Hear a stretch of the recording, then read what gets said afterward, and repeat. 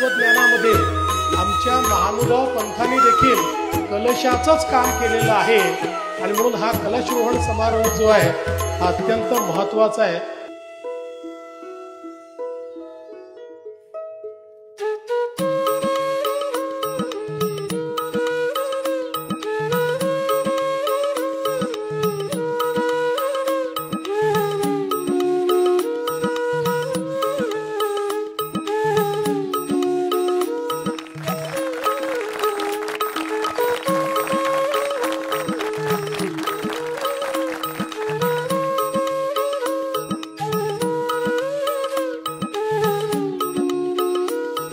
ज्या मराठीचं साहित्य इतक्या मोठ्या प्रमाणात रिद्धपूरला निर्माण झालं आणि आजही आमचे जे महानुभाव पंथाचे महंत आहेत हे जेवढ्या मोठ्या प्रमाणात या ठिकाणी साहित्य तयार करतात तेवढं इतरत्र होत नाही।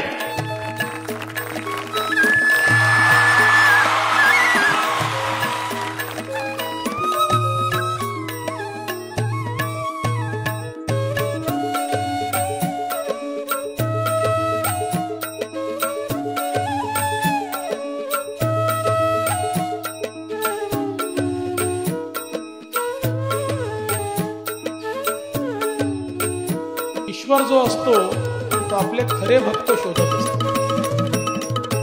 जी मूर्ती स्थापित करण्यात आलेली आहे ती इतकी सुंदर आहे, त्या मूर्तीकडे पाहिल्यानंतर प्रत्यक्ष भगवंताचं दर्शन त्या मूर्तीमध्ये आपल्याला मिळतं आणि आपली नजरच हटत नाही।